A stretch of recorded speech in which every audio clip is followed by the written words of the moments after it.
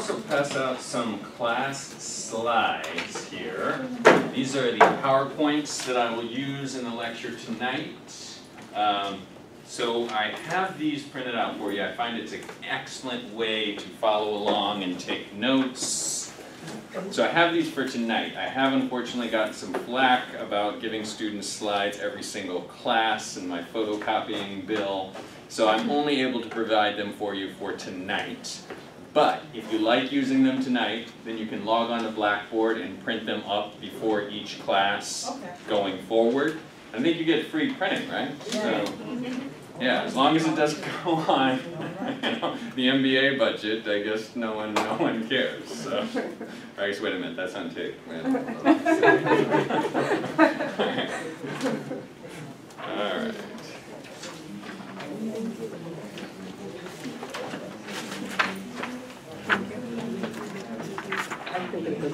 I'll take yours. Sure. Oh.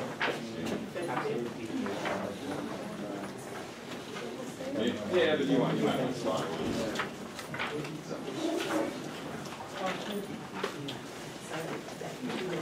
Yeah, use the computer, right? You do not need a computer. Okay. You got some Harvard cases. Thank you. All right. Thank you. You betcha. All right, so that's that. Welcome to class. I'm Professor Williams, delighted to be teaching you quantitative methods in business analysis, basically statistics. We'll learn statistics, we'll learn how we apply that to business types of situations, and yeah, that's the course. We learn stats and learn how it's useful to MBA students. Tonight I will go over the syllabus, see if you have any questions about the way the class is going to work, and then we will do the material for tonight. Now, I saw most of you in Turbo recently, right? Yeah. Okay, so tonight we'll do about half of what we did that night in Turbo. So we'll just review normal distribution, that bell curve stuff, and the z-scores. We'll get a good handle on that. And we'll do some exercises associated with that. All right, so first, let's go through the syllabus. Take a look at the top. That's my information, phone number, email, if you have any questions. I'll actually only be in the Bronx on Wednesday, so I could always meet you before class if you have some questions. I'm in Manhattan Monday and Tuesday. I'm in Dobbs Ferry pretty much other days. We can always talk over the phone. Sometimes if you have questions, we can work through a homework problem that way. But in any case, that's my information. Course description, as I mentioned, this is statistics, and in particular how we can use statistics and relate it to business questions, business problems. So I saw most of you in Turbo. Is there anyone who took 507? No? Alright, that's fine. So, okay. Business school policies, mission statement, attendance policy, just basic stuff. Required hours. Now, I just mentioned this because this is a tough course, which will require a lot of homework, a lot of effort on your part. It's often considered one of the most difficult courses in the MBA curriculum. This required hours, this is just for compliance. We need to, in order to give you 3 credits of credit, we need to see you for 30 hours in class, and we need to give you 105 hours of homework, which in your case would relate to 3 hours per week in class, 10.5 hours of homework. That may sound like a lot to you. Maybe you think that you don't do that much homework. In this class you might get close some weeks. 10 hours of homework between preparing for class, the upcoming class, doing the homework, doing the quizzes, doing these Excel exercises, just getting your head around this stuff. You may come close to that. Especially in the first couple weeks, I'd recommend you put some time in to get going, because the material moves pretty fast. So anyway, that's just that, required hours and how it might relate to how much work you're doing in this class. All right, next page is our updated academic integrity policy. There, I will talk about one thing. I hate to talk about a negative subject right off the bat, so I'll just try to make it quick. The one academic integrity thing I've run into in this class is that I'll have you do online quizzes. So you'll do material in class, I'll teach you the concepts, you'll have some suggested homework which you can do to ingrain those concepts. You'll have an Excel exercise which you can do to practice those concepts on Excel, and then when you're ready you'll take a quiz. And you can take that quiz anytime between now and next week. And as soon as you take the quiz, you will see the answer key. Like you'll take the quiz, you'll click submit, it'll show you the correct answers, it'll show you your answers, and it will show you actually the calculations of how to do the answers. Now I've tried to make that as convenient as possible because I want you to be able to take it any time. I also want you to have access to the right answers right away so you know where you went wrong and didn't go wrong. Now like I mentioned, some students have fallen victim to wanting to share answers with each other. Please ask you to not do that. It is counter to what we do in an educational institute. I'm trying to teach you. Also, it's just, you'll understand, I hope, as we get to know each other that we're on the same side. I want you to learn. I get excited when you do learn. I try to put a lot of effort into it. And when I see that going on, it just frustrates me. And we just have to have a difficult conversation about academic integrity. So, quizzes are to be taken individually. Do not discuss them with other students. Do not share answers. Everything else you can do together. You can study together, practice together, quiz each other before the quiz together. But that's just the one thing. Okay, so that's quick on that, academic integrity as it relates to you. Next page, attendance, class adequate workload. Yeah, we'll start on time. We'll take most of the 3.5 hours. We will do some lecture. I will pause and have you do problems. Then we'll do more lecture, and then I'll have you work together on problems. So it won't be just 3.5 hours of me blowing stats at you. It will be a chance for you to work. But because of that, we'll be here 9:15 or so most nights. Textbook. Is everyone start to think about getting the textbook? We will use the textbook. I bought it already. Alright, fantastic. So we will use it in class. Sometimes it's helpful for students to have it in class as we break into small groups and do a couple problems. There are also some tables in the back. You'll flip back and forth and be able to relate that to, you just need that information, the tables, the Z tables and stuff like that in the back. You'll also need a calculator. Some students like to use their cell phone. I don't think that works as well, but sometimes students make it work. I'd recommend just a scientific calculator for 20 bucks on Amazon. Get that and you can crank out your answers and become familiar with how to use that. You could also use Excel. I don't know if that works for you. Maybe you'll get a sense tonight of what might work for you. If you're on the computer, you can use Excel. Alright, so we'll have some homework and some Excel assignments. As I mentioned, I'll teach you the concepts in class. We'll practice them a little bit in class. I'll have some recommended homework that you do out of the textbook. It is just recommended. You won't turn in the actual homework problems. Yes, that textbook. Fantastic. It's available in loose leaf like Darlin has. It's also available in hardcover. I put mine online. Good, good, excellent. It's on the what? Yeah, Yeah. yeah. Tomorrow I get it. Yeah. I had sent you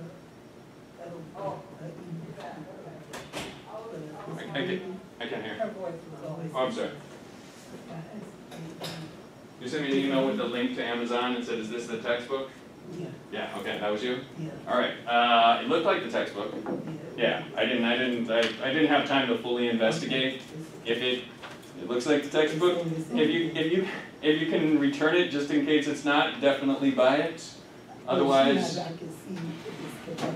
okay, yeah, it looked exactly like the textbook based on the picture I saw. I just didn't have time to confirm the numbers and whatnot. And the hour, you said, I was reading it, the test on the computer is time, right? Yes, yes, the quizzes on the computer will be timed.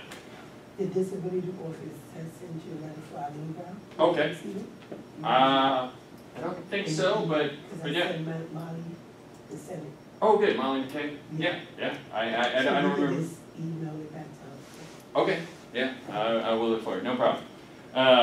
Okay, so you'll go over the material in class, you'll do some homework problems, there'll be some Excel assignments for you to apply those homework problems to an Excel environment.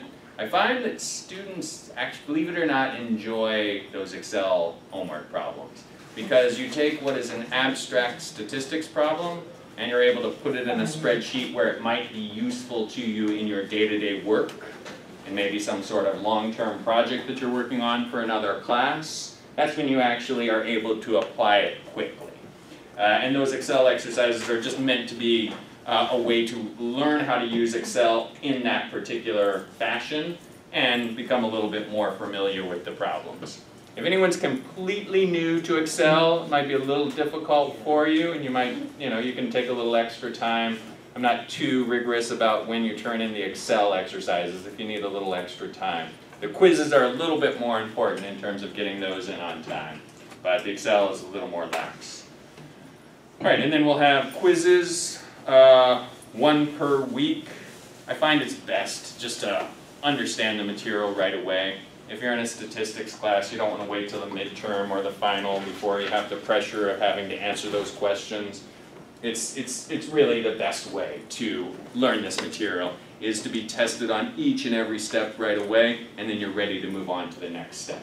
And as I mentioned, when you take those quizzes, you will immediately see the correct answers. So if you got something wrong, you can practice it again, figure out the right way to do it. And when it comes time to take the final is just questions from the quiz. Questions from the quiz with a slightly different number. Sometimes there's a slight different variation on the final exam. But the quizzes are the key to this class. They're the key to learning the basic fundamentals that I teach you in a previous class, and they'll be the key to doing well on the final. Okay, page 5. This explains how you can look up the answers on the quizzes. So what will happen is you'll take the quiz. It will be timed. As I mentioned, you'll need to do it individually. You can't work with a partner. After you submit your answers, you will see, I think, a shot of all the answers and your answers. And then if you want to come back to it later, I'll actually show you in a minute, but I'll show you in a minute how to do it, but it's also written down right here. So just remember, you will always have access to the answers on past quizzes, and those will be important for you. All right. Let's take a look at the class schedule. So tonight, we'll talk about the course. We'll do the normal distribution, that classic bell curve. There's some interesting things that we can assume, especially when we're doing sampling, when we can assume that a population is normally distributed. So we'll talk about when might we be able to assume a population is normally distributed, and what might skew a population and make it not normally distributed. Next week, we'll talk more specifically about sampling. Suppose we want to know the average income in a certain town. Well, we can't ask every single person because there's 2 million people in the vicinity, but we can take a sample. All right, and we find this sample to be 71,000. All right, are we confident that that is the exact mean income out of all 2 million people? After sampling maybe only 100?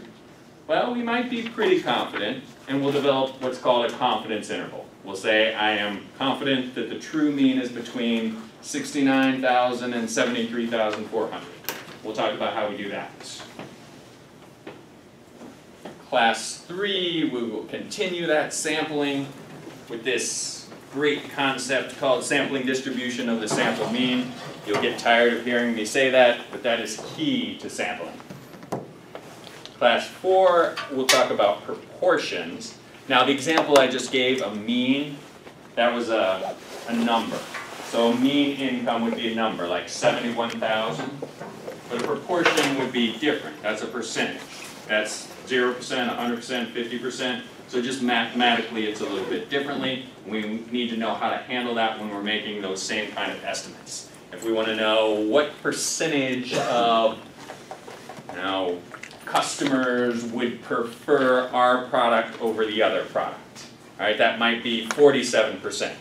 And the same thing, how confident are we about that 47%? If we're really confident that it's close to that, then we might have a good idea of how much we want to spend on advertising. If we're like, well, maybe it could be anywhere from 15% to 87%. Well, then we're not so confident, so that might change our business decision. And we'll talk about mean differences, the income in town A versus town B, proportion differences, the proportion of people who favor product X versus the proportion of people who favor product Y. There's just some math we'll learn as we're learning all those confidence intervals. Class 5 and 6, we'll talk about hypothesis testing. Does anyone know what hypothesis testing is? All right, well, you're in for a treat. Fun stuff. All right, hypothesis testing. You will pose a hypothesis. It would be a question that has business value to you, something that you want to prove or disprove. You might say, I think the average error rate on this processing machine is less than 4%. That will be your hypothesis. And you will use statistical principles to try to prove or disprove that. So that's where you get to mix this practical business, practical understanding of what statistics can do with all the stuff that goes into that, with all the stuff that you will learn previously in class 1 through 4 to make that decision. All right, so that's hypothesis testing, 5 and 6. That brings us to regression analysis. Does anyone know what regression analysis is?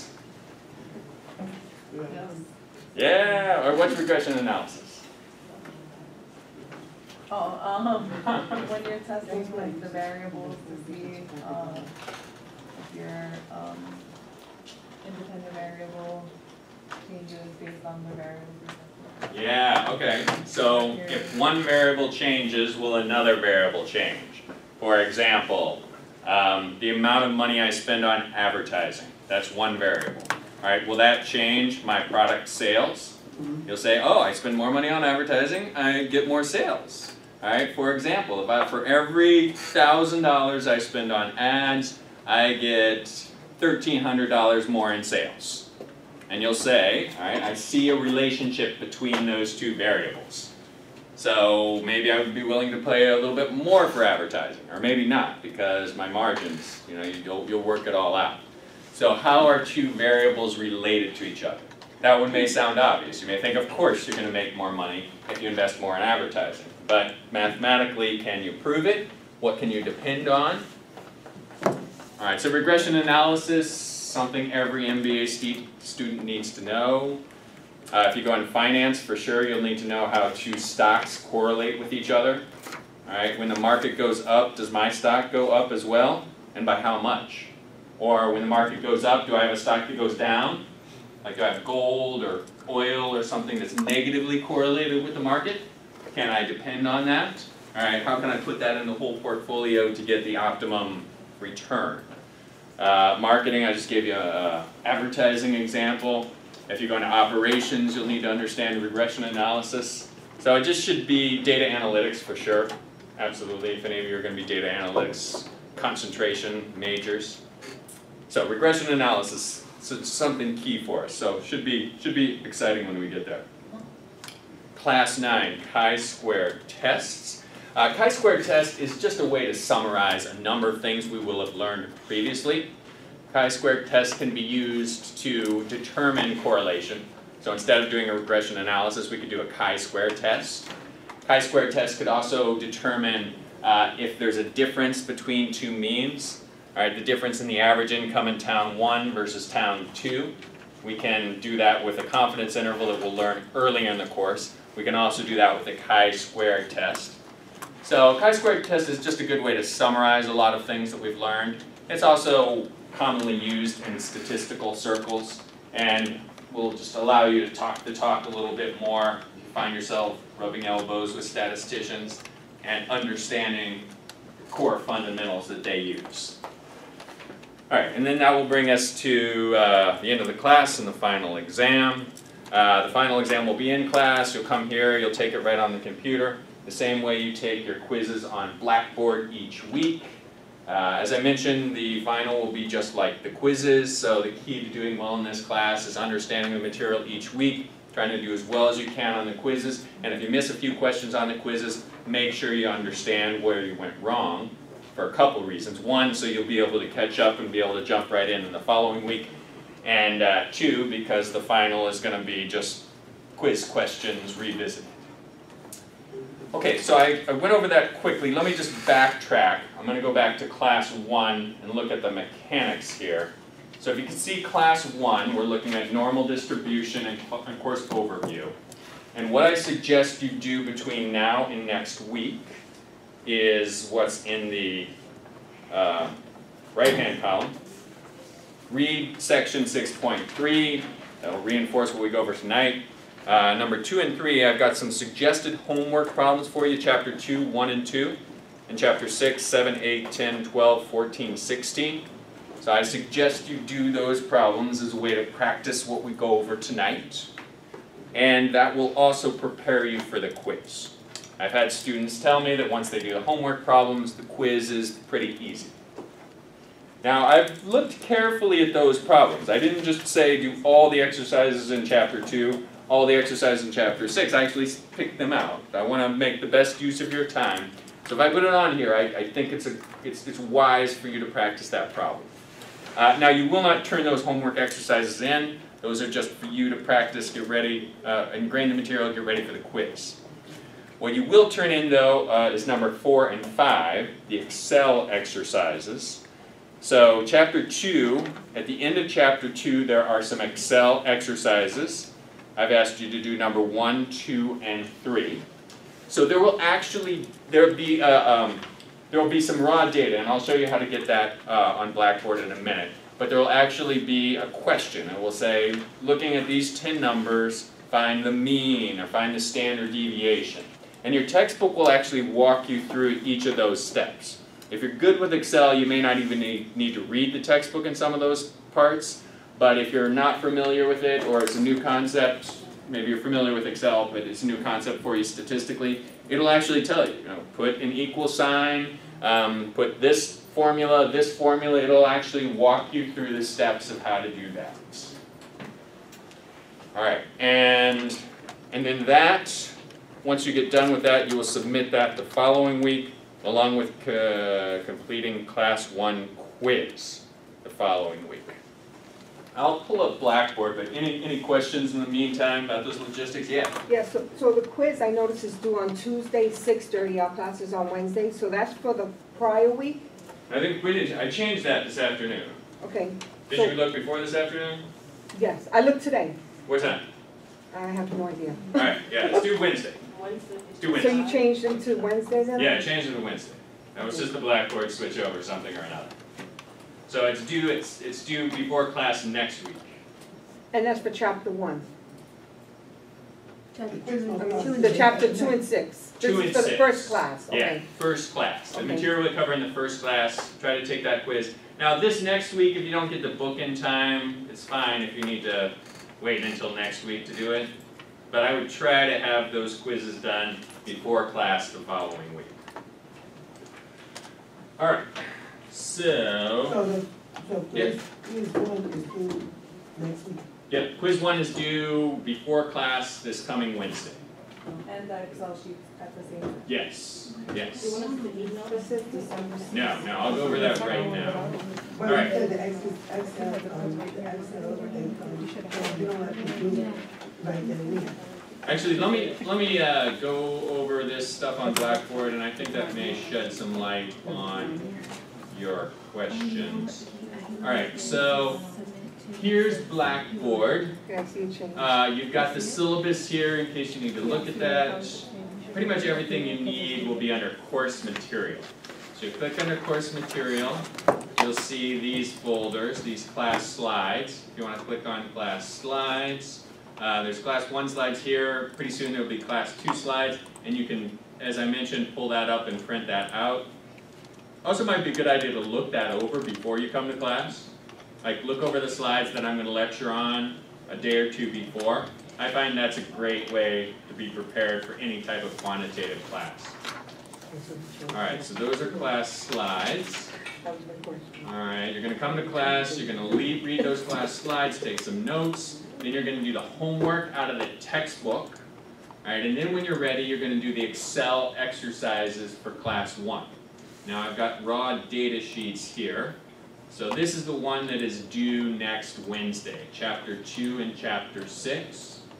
So you'll click on this, you will open it up, and this is going to be an Excel sheet with, alright, so let's make this a little bigger. Okay, so you've got hours here, you've got like, 10 employees who work a certain number of hours, and I think there might be a little story in the textbook about this is some coffee shop. Alright, so this is the same hours here. Alright, and it wants you to practice descriptive statistics on Excel with these hours. First thing it's going to ask you, it wants you to calculate the mean of these numbers. Now if you're familiar with Excel, you could probably I'll just do it really quick, and you'll see, oh, that's kind of easy. But if anything trips you up, the instructions will be right there at the end of chapter 2 in your textbook. So for the first one, the mean, those of you who enable editing, okay, those of you who know Excel, you know you would use some sort of formula. You want to hit equals, say average, all right, because that's the mean function, open parentheses, select all of these, hit return, boom. The mean of those numbers is 35. All right, suppose now you want the median, hit equals, median, open parenthesis, select all those numbers, boom. The median number is 30. And you'll go on, you'll do all those, you do the next one, so on and so forth. Follow the instructions in the textbook. When you get done, you'll save it. And then you'll go back on Blackboard and you'll say, I'm ready to submit this assignment. You go to Course Material, Class Assignments, Chapter 2, Chapter 6, Excel Exercises, due Wednesday, December 6th, 6:30 p.m. You'll browse your computer, you'll upload it, you'll submit it. Excel should be 5 easy points for you. I don't go through and grade every single cell. I just want you to practice using Excel, practice these statistical concepts in that environment. Alright, so that's Excel. Now you feel like you're ready to take the quiz. So you'll click on Class Quizzes. Class 1 quiz, alright, is due December 6th. That's right? Okay. So December 6th, 6:30, so before you come to class next week, it is timed 1 hour and 30 minutes. You must complete it in one sitting. You'll click Begin. Alright, you'll fill out these answers, don't look. Alright, and wait, save and submit. Wait, leave this page. No, stay on this page. Save and submit. How many Alright, questions? didn't put any answers, are you sure you want to submit? Alright, fine. Okay. And then it's going to give you a look. It's going to tell you the right answers and your answers. Alright, and then when you want to go back in a couple of days to make sure you understand the stuff, you go to My Grades. You'll click on Class 1. You'll click first on the Class 1 quiz. Alright, and then you click on the score you got. If it's not been graded, there'll be this needs grading bubble, and you click on this grading bubble. Alright, and then it gives you the answers, the right answers, your answer, and allows you to look through and learn what you need to learn. Does that make sense? Yes. Great. Excellent. Okay. I've got some old class video recordings, and I'm actually making a fresh run. I'm gonna try to do it at this class every week. So, as long as it works out, there'll be a new class folder that will say class videos, and it will be actually this class. If you miss class, you want to go over the material, you got a question, you can log on, you can click on it and scroll to where you need to scroll to, and just get some extra review that way. Okay. Any questions there? Excellent. On the last page, there's just the standard grading curve, assignments and point value. We've got 9 quizzes, 9 Excel exercises, each worth 5 points. Got a final exam, which is worth more. Class participation. This is a new addition. I didn't used to give class participation points. I actually used to just lecture and then say, does everyone want to go home? And everyone said, yeah, I want to go home. But I realized that that didn't work. People wanted to go home, but they didn't know how to do it. So I started to incorporate more exercises in class. So at various points, we'll stop. I'll say, do these problems, turn to the 2 people next to you, explain them to each other. That's a good way to learn statistics. And I just give you class participation points for doing that in addition to learning the material. All right. Yes? How many questions usually are in the quiz? Good question. Maybe 5 or 6. If they're intensive problems, maybe 3. Yeah, between 3 and 6 would be average. There's one quiz where there's like 10, but there's just a bunch of multiple choice and then a bunch of fairly easy ones. Okay. Yes? So I did watch your video for your first class. Okay. It kind of stopped midway, and I tried to do it again, and then it stopped again. I don't think it was my computer, but I'm not sure. On YouTube? Yeah. No, it's not my fault, it's YouTube's, right? So are you gonna be posting them like that in, Yeah, sections, in hour sections? Because that, it looks like they were in hours, like Yeah. 1 hour sections. Yeah, that's actually one of the reasons why I stopped doing new videos and why I haven't had new videos for a while, is it was just YouTube wasn't letting me post anything longer than an hour. So I don't know. Yeah, but it was So helpful. maybe- I watched most of it, and that's why I knew it was only 5 to 6 questions per Okay. quiz. Okay. You mentioned that. Good. All right, yeah, so hopefully that'll work out. Maybe I'll even be able to put the whole 3 hours on one YouTube video. All right, so let's, yeah. Can I just get a copy of the syllabus? Oh, before- yeah, sorry. Sorry, I don't want to miss that. No problem. Thank Yeah, you. did anybody else come in late? Okay, so this is one for you and. I have syllabus. You have a Is that syllabus? it? Okay, I printed. you have, okay, so I will give you this and take this back and class slides. Okay. All But right. you want us to print these before we come, so. Oh, yeah. Yeah. This is the last time I'm able to provide you with class slides. Yeah. Unfortunately. But you can log on to Blackboard and print them out. And also, if you came in late, I took attendance just because I have to do this attendance reporting. So at some point towards the end of the class, just say hey, tell me you're here. All right, so let's do the lecture for tonight.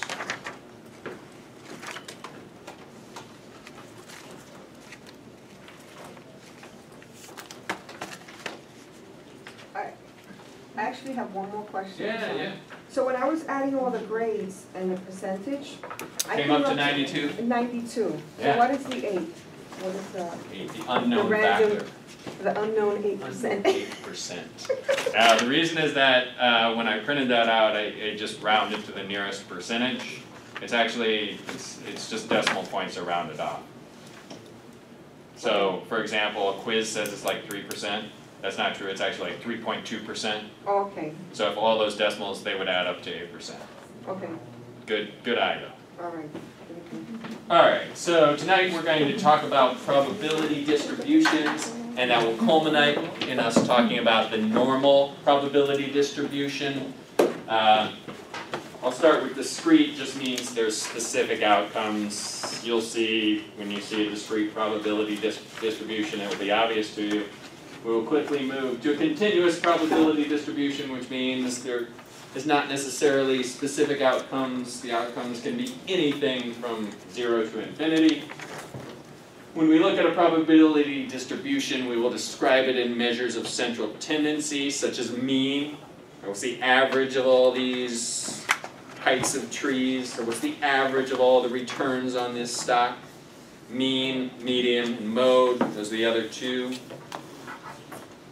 That will bring us up to our discussion of the normal probability distribution, that classic bell-shaped curve. And if it is normal, what can we assume about that curve? In order to discuss normal, we'll discuss non-normal probability distributions for just a moment. That's really the best way to understand, well, how does a normal bell curve happen and what does it mean? Well, first we think for a few minutes about what if it weren't a normal distribution, what might be causing that weird shape. Measures of dispersion, this is standard deviation. All right, if we have a large dispersion in income, that means people make different amounts, vastly different amounts than each other. Right, that's a large dispersion in income. If we have a tight dispersion, small standard deviation, that means everybody makes about the same amount of money. We'll talk about that for a minute. Once we do that, we'll be ready to revisit that z-score thing. All right, that's just to standardize how many standard deviations above or below the mean is a certain point of data. All right, if you didn't understand any or all of that, I will make you understand very soon. Let's do it. Our first probability distribution. Suppose I want to know the number of cars per family in New York. I want to measure everybody in New York. Suppose I find out that there are some families that have 0 cars, 1 car, 2 cars, 3 cars, 4 cars, and I am able to capture data about what percentage of families have each of those outcomes. Horizontal axis, we'll call this outcomes. Vertical axis, we'll call that the probability of that outcome. So tell me, what percentage of families in New York have 3 cars? Oh, like 18%. 18%. Yeah, exactly. You got it. You're reading it right.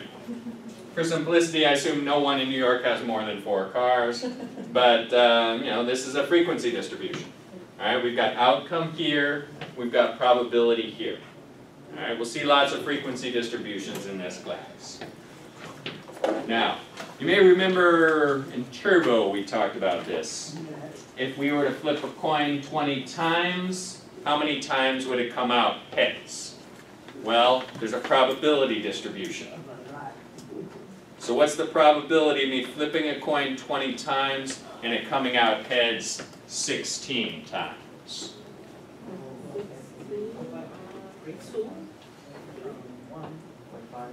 Yeah, so you look at 16, the outcome here, and you see that it's a little less than 1. So less than 1%. What's the probability of it coming out heads 9 times? 16%. Yeah, about 16%, sounds right. Now this is looking a little bit more like that classic bell curve. So this is an example of a normal probability distribution. Alright, we have the mean, median, and mode at the same point in the center of the frequency distribution. And we have an equal probability of being a little bit higher than the mean and being a little bit lower than the mean. And as we get further and further out, these probabilities are equal. It's not more likely that you would get more heads. It's equal probability distribution. And we will look at an extended version of this when we look at the z-table. And the z-table is based on calculations that you did when you constructed this graph. Do you all remember? You actually constructed the probability for this graph. You remember I told you the binomial function? I said out of 20 trials, what's the probability that 9 of them will be heads? And we played around with that a little bit. Maybe you were just kind of getting used to it. But you actually had a method where you could calculate 16 as the correct answer. All right, so what did you do in that case? Well, you did the calculations for this normal classic bell curve. And these are very similar to the calculations we'll look at later tonight when we look at the full table of any outcome. Alright, so this is a discrete probability distribution, meaning there are specific outcomes. You can either have 4 heads or 5 heads. You can't have you can't flip 4.5 heads. It's impossible. Discrete probability distribution means they're specific and only those outcomes. This is a continuous probability distribution. This is a probability distribution of the height in trees in Canada. So, tell me about that. Maybe, I think it looks like the horizontal legend is cut off, but tell me about that graph. What do you see? What's the average height of a tree in Canada? 50? Oh, Yeah. no, I mean, sorry, 18 is in between 20 and the height of inches. Yeah, actually, I noticed that. I meant to put feet, but the height is in inches. But what is the height? What's the height of an average tree? 50. 50. Okay, so according to this graph, the height of an average tree is 50 inches. What's the probability of a tree being 50 inches tall? About 18%. Yeah, alright, so 18% of the trees in Canada are 50 inches tall. Now, this is also normally distributed, meaning there's an equal probability of being a little bit taller of a tree as there is to being a little bit shorter of a tree. Now why is that? Why is there equal probability? Well, what goes into that? Well, it's in essence just the same as the calculations you did with the coin flip example. It's just random luck in some cases. Maybe this tree gets a little bit more sunlight, a little bit more nutrients in the soil, better tree genetics, and then there's an equal probability of getting a little bit less sunlight, less genetic, whatever, less minerals in the ground. Those are probabilities we cannot calculate because we don't know what they are, but when we look at the distribution of these millions of trees in Canada, we say, wow, it is normally distributed. Alright, there's equal probabilities, the mean, median, and the mode is right in the center. And then there's some other things which we'll discover later, where we'll say there's a predictable number of trees within each standard deviation of the mean. This is also a continuous probability distribution, meaning we can calculate a frequency for every single number or height of a tree between, say, 50 inches and 51 inches. You could be 50 inches, or the tree could be 50.04751 inches tall, and we could calculate the probability for that exact height. That's what we mean by continuous probability distribution. Alright, so let's look at, say, these trees in Canada, and let's look at the measures of central tendency of these trees. Mean, median, and mode are going to be the key metrics. As a researcher, we're trying to do some analysis, and we might want to start there. Now, what is the mean? Average. What is the median? Like the highest part of the tree part where the 18% was, basically. It is true, yeah, but what is the median? Just tell me. Oh, sorry, simple words. Middle number. Alright, you line up all the numbers of all the heights of the trees, pick the one in the middle, that's the median. And then the mode is the most frequently occurring number. Mean, let's take a look at these little notations that we're going to be using in the class. So, for the population mean, we'll use this symbol, this funny looking U. We'll call it mu. We add up all the heights of all the trees. This big E thing is a summation, so add up tree 1 through 40 million, and divide by the number of trees. This big N is the number of trees in our population. And we'll call it population mean with this funny looking U. Now, if we were calculating just a sample mean, all right, we don't measure all 40 million trees in Canada, we measure just 200 trees. Then we have a sample mean. And we'll notate a sample mean with this little X with a bar over it. Call that X bar, aka sample mean. We sum up all the trees in our sample and we divide by the sample size. Lowercase n is sample size. You may not be able to see it, but it's lowercase n. Sample size. You can see that on the slides, right? Okay. Alright, so population mean, sample mean.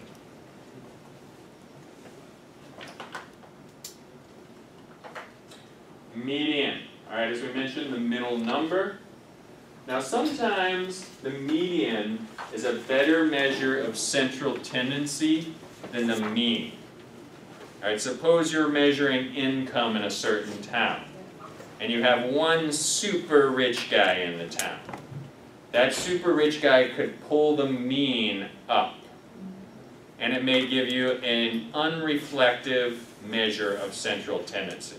You may look at the mean income in that town and say, gosh, this is the best place for me to open up a new diamond store, okay, because the income is so high.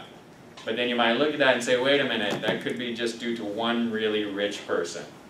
So instead, you might want to look at the median, because the median is not as affected by the extreme outliers. So sometimes if you have those extreme outliers, you might want to use the median as your measure of central tendency, as opposed to the mean.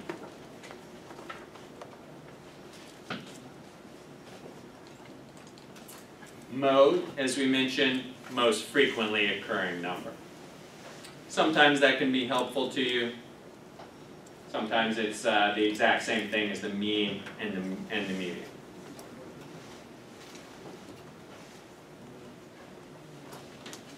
So, suppose we have a frequency distribution of some town in New Jersey.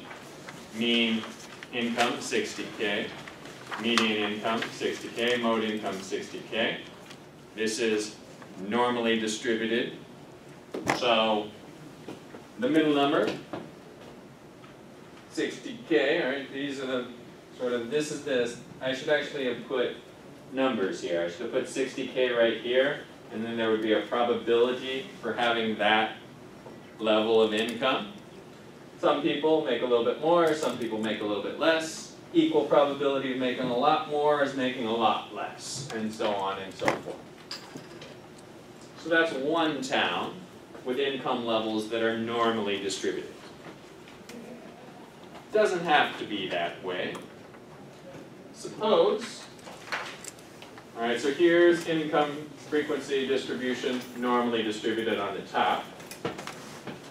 Suppose instead I have a town that has a frequency distribution of income that looks like this, positively skewed. You can see the positive, the upper end tail is longer and fatter. What's going on in that town? The number to the right should be higher, so it's bringing the mean part further along. Exactly. So we've got maybe one super rich person, we've got a group of rich people who are pulling the mean up. So this is not a symmetrical bell curve. This is positively skewed with people, or one person perhaps, in the upper tail, making that tail elongated. What's going on in this town? Negatively skewed.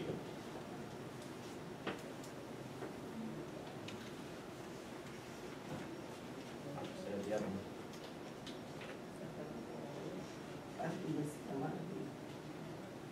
Tell me, what's going on in town C? Opposite of B.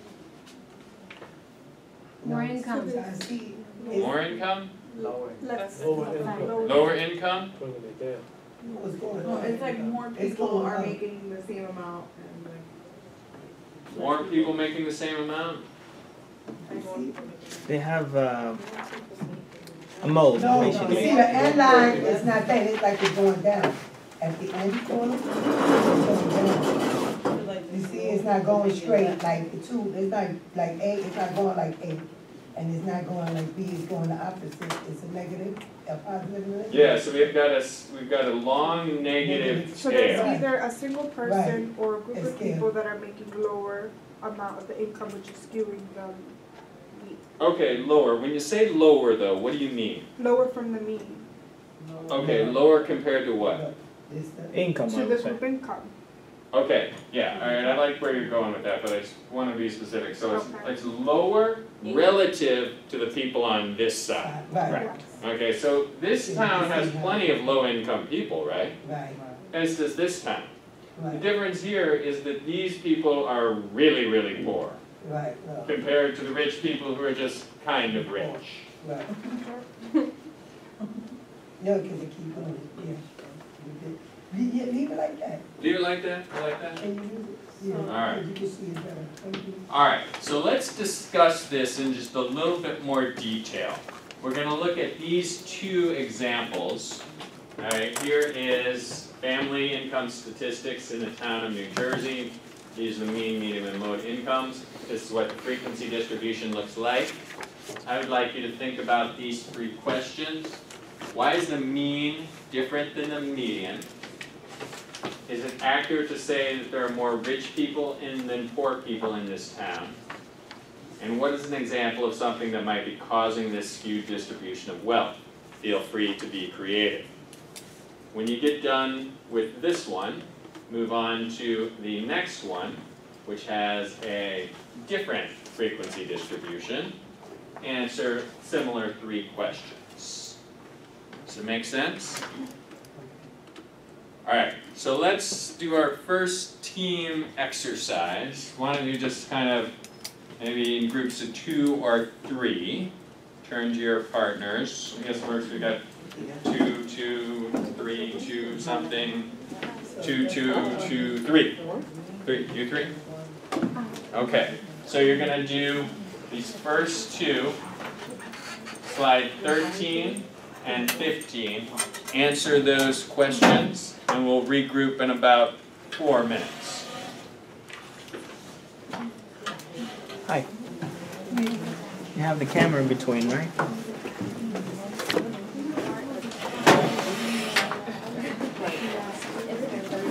How you doing? Good? Alright. I guess to the question, so like in this case, The mean is higher. to me, it's So how we answer this the best way? it could be. You're gonna answer the questions right away? Or you're gonna look at it? You're gonna answer the questions right away? Or you're gonna look at it? Is why the mean is higher. The median. No problem. This is how I basically summarize the whole thing. That makes the Is the average. Excuse my handwriting. Yeah, I was meant to be a doctor. So the average of something is usually you have the whole value. The numbers of total.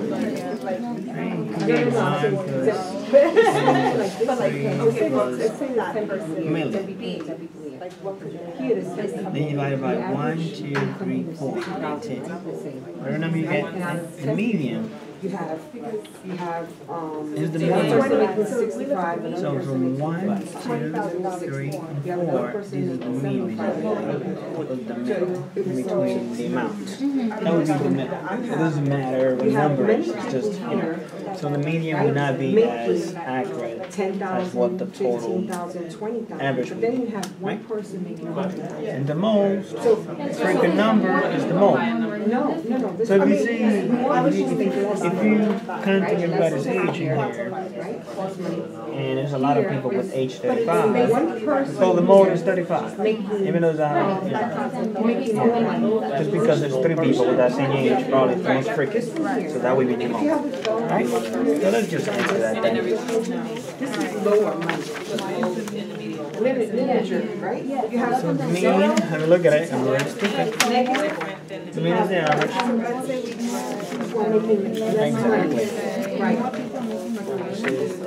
Not necessarily. It could be that more people, there's people here that make more money, it's fewer people. There might be Oh, we compare it to more that people thing? here that make more money. You compare it to this thing? Yeah, They make less money. Well, like the curve is like that. Oh, the one on the bottom. Oh, this is it, right here on the bottom. No, On this one? a lot of people, one person making more money. Are we just gonna All have? right, are we ready to discuss this? Okay, take Oh, time. the crap. Get a drink of water. In relation to. This. Maybe. Oh, yeah, no, yeah, different.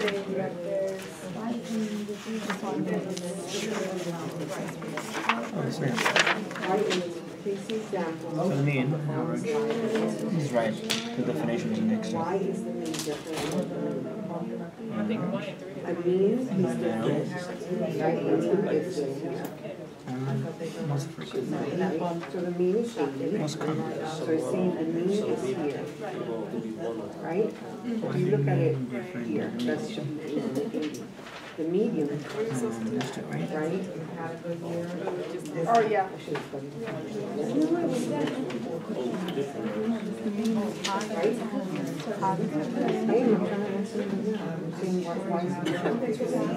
Oh, I don't know about that. Well, the mean is higher than the median. Right. Right, so the mean is an average. So you took the average of all these people and average it out. So that means that one person can make a lot more. We can say that. Than the It's other accurate. person, they average it, it comes out to $80. But when you take everybody's number and you do it, the middle of everybody, you're going to 60. So you have less. And then the most is how much more it occurs. Right, so more people are making $60. Then the average might be 5 people that make $80, but this 15 is around 60.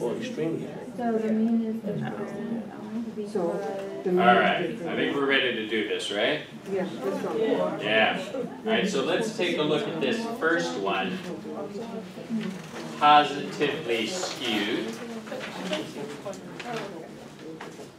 Why is the mean different than the median? Team front row. Because it could be someone or some people that's making a great amount more than others. That's Yes, someone making a really high amount of money. Fantastic. Is it accurate to say there are more rich people than poor people in this town? Yes. No. no. All right, why do you say no? Because there's averagely a lot of more people that is making compared to the rich people less money. Okay, so let's think. What's the mean here? So the median is 60K. And what's the definition of median? The middle part. Median. All right, so that means half the people are above, half the people are below. The mean is 80K. All right, so this is mean. All right, so half the people are above here, half the people are below here. So that means fewer than half the people are above here. So by that definition, you might say there are fewer rich people. So depending on which way you look at it, you definitely can't say there are more rich people. That's not what's causing this. What's causing this is well, actually, let me ask you. What is causing this? What is an example of something that might be causing this skewed distribution of wealth? Bill Gates. Bill Gates. No education. Somebody hit the lot factory club. Somebody hit the Okay. lot. Yeah, maybe one section of really highly educated people, perhaps. All right, I like it. One person hit the lotto. Sure. Gated community. Sure. These are all things you might be able to look for if you're a researcher making these assessments. How about